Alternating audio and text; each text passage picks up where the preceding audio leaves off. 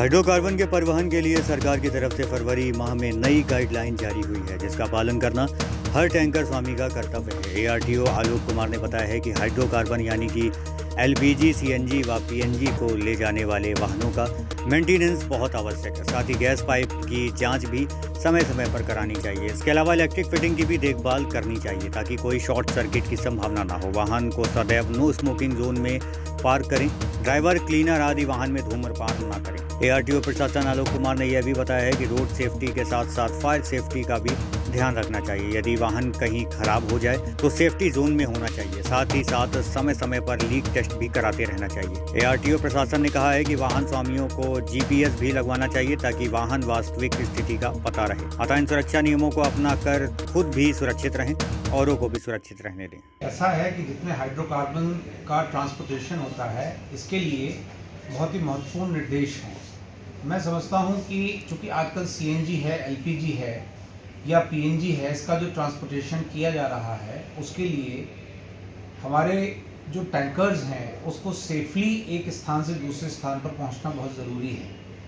इसके लिए मैं जितने भी ट्रांसपोर्टर्स हैं, जिनके ऑयल टैंकर्स हैं, जिनके पास सीएनजी, एलपीजी टैंकर्स हैं जो हाइड्रोकार्बन का परिवहन कर रहे हैं, उनके लिए ये मैं अनुरोध करना चाहूँगा और साथ ही साथ ये भी आपको अवगत कराना चाहूँगा कि गवर्नमेंट ऑफ इंडिया की एक एडवाइजरी जारी हुई है फरवरी माह में, जिसके क्रम में आदरणीय परिवहन आयुक्त महोदय के द्वारा एक सर्कुलर भी निर्गत किया गया है, जिसके माध्यम से उस एडवाइजरी में जो निर्देश मिले हैं सुरक्षित परिवहन के लिए, हाइड्रोकार्बन्स के लिए हम लोगों को निर्देशित किया गया है।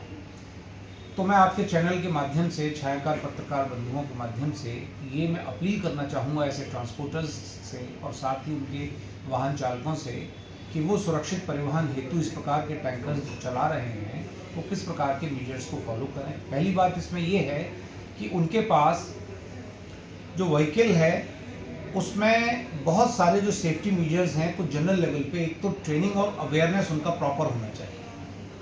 दूसरी चीज़ इसमें यह है कि व्हीकल की मेंटेनेंस प्रॉपर होनी चाहिए, जो भी गैस लाइन है उसके अंदर वो प्रॉपर फिट होनी चाहिए और साथ ही रोड सेफ्टी के साथ साथ उसमें फायर सेफ्टी अरेंजमेंट भी होने चाहिए। इन केस यदि वाहन कहीं ख़राब हो जाता है तो उसके पास सेफ्टी कोन्स भी होने चाहिए, जो कि बहुत सस्ता और बड़ा कारगर इलाज है कि सड़क के किनारे वो सेफ्टी कोन्स को आगे पीछे रख देगा। उसमें इल्यूमिनेशन भी होता है और उसमें जिंक ऑक्साइड पेंट भी होता है, जिससे कि दूर तक रात्रि में दिखाई दे जाता है।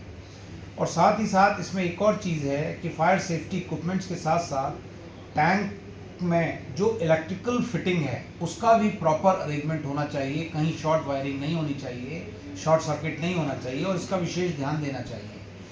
और इसके साथ साथ जितने भी इस प्रकार के वाहन हैं उसमें leak test properly time to time कराना चाहिए और साथ ही रोड सेफ्टी के हिसाब से इसमें जितने भी वाहन स्वामी हैं एक जीपीएस भी लगाना चाहिए। उसकी एक्यूरेट और एक्चुअल पोजीशन कहाँ है उनके संज्ञान में रहे कि वाहन किस स्थिति में है।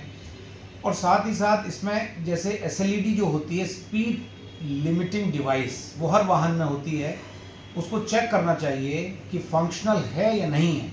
कई बार क्या होता है कि वाहन की गति यदि उसकी एसएलईडी से ज़्यादा होती है, उसको डिस्कनेक्ट कर देते हैं और वाहन का कभी कोलिजन होता है तो बहुत भयावह रूप ले लेता है सड़क पर वो। और नो स्मोकिंग पॉलिसीज़ के लिए बहुत इंपॉर्टेंट है। जो भी चालक बंधु हैं, जो भी क्लीनर हैं, जो भी सेकंड ड्राइवर हैं, और जहां भी इसको पार्क करें नो स्मोकिंग जोन में इसको पार्क करें। किसी भी प्रकार से आग इसके पास नहीं होनी चाहिए। अंत में मैं एक बात और कहना चाहूँगा कि जितने भी हमारे रेगुलेटरी कंप्लायंसेस हैं इसके लिए, जितने भी प्रकार के इस प्रकार के मानक हैं, उसको मानने के लिए हमारे सभी चालक बंधु हमेशा तत्पर रहें इस चीज़ के लिए। खुद भी सुरक्षित चलें, हाइड्रोकार्बन्स का जो परिवहन वो सुरक्षित करें और सड़क पर भी सभी को सुरक्षित रहने दें। इसके लिए मैं पुनः अपील करूंगा और साथ ही साथ आपके चैनल को और आपको बहुत बहुत धन्यवाद देता हूं और कानपुर जनपद के निवासियों को इस कार्य हेतु, चूँकि एक औद्योगिक नगरी है, यहाँ इस प्रकार के हाइड्रोकार्बन्स का ट्रांसपोर्टेशन बहुत होता है। सभी वाहन स्वामियों से मैं अपील करता हूँ कि मेरे द्वारा जो ये बताया गया है उसका अनुपालन करें और स्वयं भी सुरक्षित चलें और सबको सुरक्षित भी रखें। धन्यवाद।